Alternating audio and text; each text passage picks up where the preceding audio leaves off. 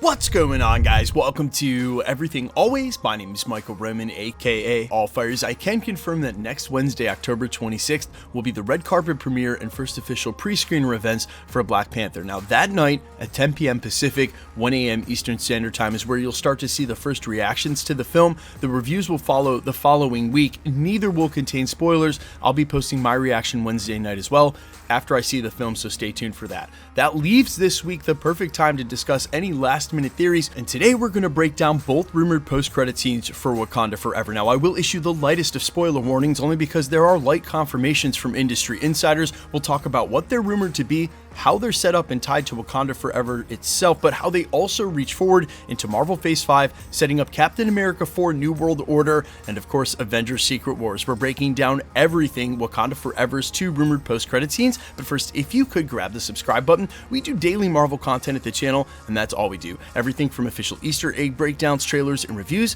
to the occasional industry insider report and everything in between. So if that sort of thing's for you, hit the subscribe button, leave a comment down below. That will automatically enter you to win our ongoing PS5 giveaway. We are headlong into the next sub goal. So again, if you want to be entered to win, just hit the sub button, leave a comment down below, stick around to the end of the video. We'll get into all the giveaway stuff again there. Okay, so moments ago in the prologue, I mentioned the lightest of spoiler warnings. This is that. While there's nothing confirmed in this video, and yes, we are going to talk about the Doctor Doom concept art, there are a lot of industry insider reports and rumors certainly making it look like there's some validity to these two. So if you're susceptible to that kind of thing, if it's going to ruin your Black Panther Wakanda Forever experience, I ain't mad at you. We're only a week or two away from the film coming out. Wait until then, come back and see us. We'll still be here. In the meantime, we've got to talk about the first and obvious post-credit scene for Doctor Doom in Wakanda Forever, a post-credit scene that's been openly argued about by some industry insiders on whether or not it was even shot with or without a stand-in. More on that in a second. It's pretty obvious that main narrative plot points from Wakanda Forever, including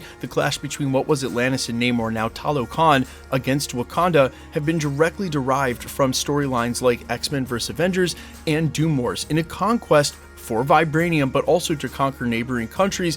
Doom, realizing it's much easier if he initiates a conflict between Talokan and Wakanda, gets him to do their dirty work for them, helping him invade Wakanda so that he can plunder their vibranium. Now, while vibranium also sets up the second post-credit scene, again, we'll get to that in just a second. Moments ago, when I mentioned about industry insiders openly arguing about whether or not this post-credit scene was actually shot, it's pretty obvious that the film is going to imply there are some strings being pulled. The same sort of implications that were made during Oscar Isaac's Moon Knight, when very clearly they set one of the opening episodes in Latveria. Some people have argued whether or not it was it, but if you look at the comic art in comparison, there is no question, even with the Von D Easter egg, even though it didn't say Von Doom, they were making sure they let us know, yes, we are seeding a Doctor Doom Easter egg here. Of course, the confirmation of Secret Wars. While some think Kang may go on to be that major villain, it's pretty clear you don't do Secret Wars without Doctor Doom. He's been a part of both famous storylines, both from the 80s and the second one in 2015 featured very famously God King Doom. They're not going to do Secret Wars and not do Doctor Doom. Now we have the Easter eggs piling up, and including this Wakanda Forever supposedly leading to this post-credit scene. Now, whether or not it was actually shot seems to hinge on what was considered leaked concept art, but something I want to point out about that quote-unquote leaked concept art that I'm going to neglect to show here because it's all over the place.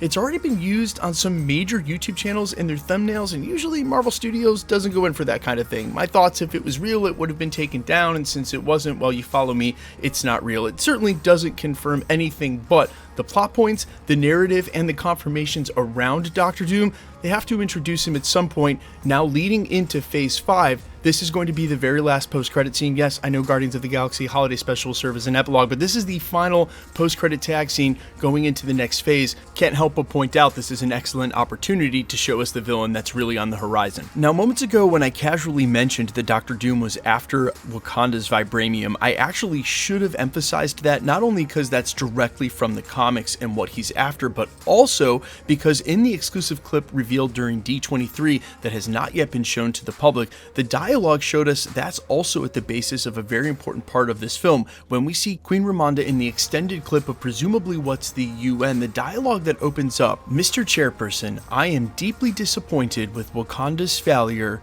to share resources and full cooperation with vibranium." To which Queen Ramonda proudly responds, "It has always been our policy to never trade vibranium under any circumstance. Not because of the dangerous potential of vibranium, but because of the dangerous potential of you." Now this is very clearly in the first act of the film and establishing a ton in such a short amount of dialogue that the rest of the world is on notice. There's a lot of a very valuable resource in Wakanda, and there's obviously some tension in the US, but also the worldwide government because of exactly what Queen Ramonda enumerates. They do not trade it. They are the only country that possesses it. They take it very seriously because of how dangerous it is in the wrong hands, namely Dr. Doom, but also the world government, which is very clearly setting up the New World Order side of what's going on here in Phase 5 and 6. Then you can easily point to one interview that Anthony Mackie did this past summer on a different red carpet premiere where he was asked point blank about what's going on with Captain America 4.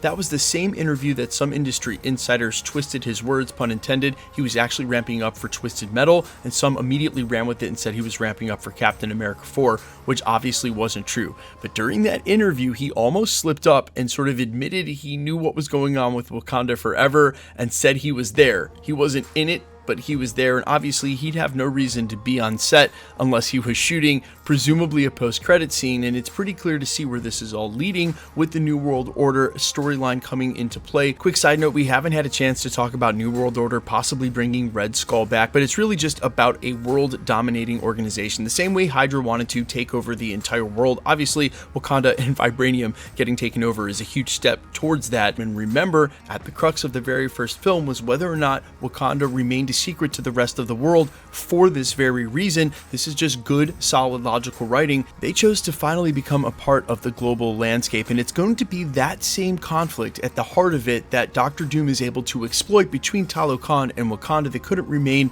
hidden forever, and it's very obvious now that they are, by choice, a part of this global landscape. They have to deal with the repercussions of other greedy nations now wanting to use vibranium when they wouldn't understand how to really use it and respect it in the first place. Now, I've also talked about vibranium at large out in the MCU, and even before She-Hulk mentioned that, say, a vibranium spear came up for sale on the black market. So there is vibranium already out there. If you're wondering, Claw was trading in it illegally long before we ever joined with him in the MCU. So there's some out there, but the point is that the majority of it is still in Wakanda, and basically everybody wants it in this new modern Marvel world. You guys let me know all your thoughts down below for both post-credit scenes, one including easily Falcon setting up New World Order, the other obviously setting up Dr. Doom. Which would you prefer? Who is your fan cast for Dr. Doom? I am still all ears. Quickly, let's get into the giveaway stuff before I let you go. Alright, we're still giving away a PlayStation 5. The next milestone is 1 million subscribers, which we are headlong into and should easily hit by the end of November or the year. If you want to be entered to win, all you have to do, hit the subscribe button, leave a comment down below.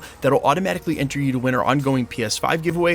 Also, quick side note, guys, I am so close to 1 million subscribers. It's something I haven't even allowed myself to get excited about before now, but it has been a lifelong dream to try to do this. This was not my first YouTube channel. I have been at this for quite a long time, and I cannot believe I am this close. So if you've been rocking with me for a while, if you're one of those people who've been watching, videos, you've watched 10, 20, even more videos, and you haven't subbed yet, just a kind reminder, if everybody who watched this video who isn't subbed, I would actually hit 1 million subscribers. I know that's crazy, it's not gonna happen, but if you could be the one who helps push me closer, I would sincerely appreciate it, literally from the bottom of my heart, and I can't thank you enough. To those who have been subbed and rocking with me forever, as always, I love you guys, can't wait to see you in the next watch party. We'll have the reaction for Black Panther up as soon as I can on Wednesday night, and quickly, you can follow me a couple of places, Instagram and Twitter at IamFires. You can also follow me on all music platforms under the name AllFires. Well, I sincerely appreciate you checking out my music. Thanks for checking this channel out. Stick around. We'll be posting again real soon.